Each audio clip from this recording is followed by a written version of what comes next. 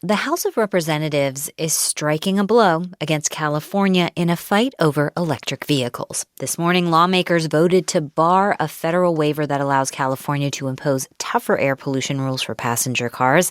They had already revoked two similar waivers for trucks. The fight will affect more states than just California.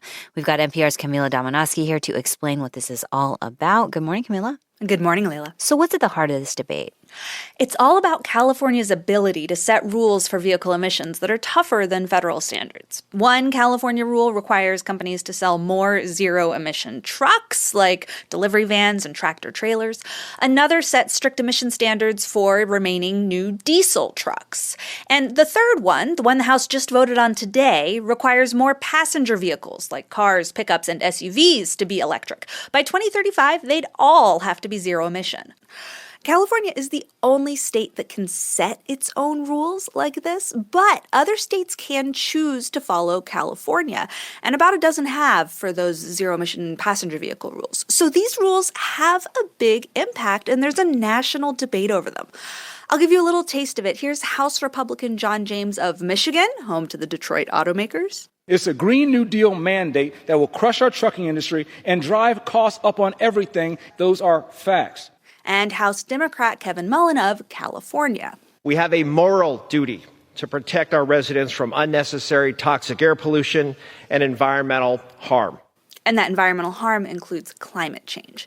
Supporters call these rules ambitious, and critics call them unrealistic. Why is California the only state that can set its own rules?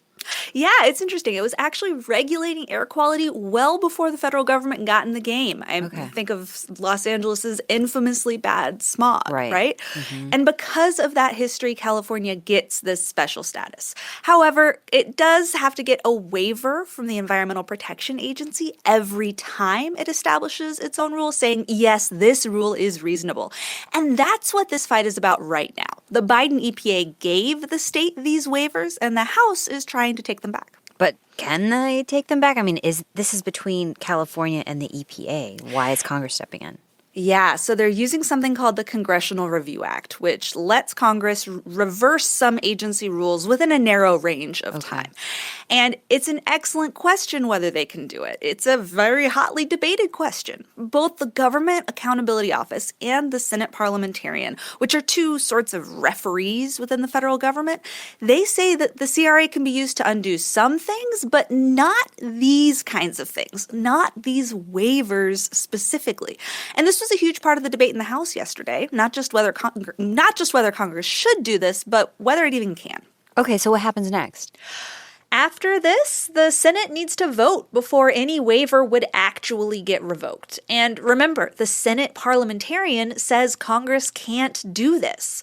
Her recommendations are technically non-binding, but it would be a big deal, a norm-busting, rules-out-the-window big deal if the Senate ignores her. The traditional auto industry and the oil industry have been pushing hard for these rules to be overturned. Green groups and health groups have defended them. And I'll note that whatever Congress does, this is still going to be a debate, whether that's in the EPA, in state-by-state lobbying, or in court. That's NPR's Camila Domonoske. Thank you, Camila. Thank you.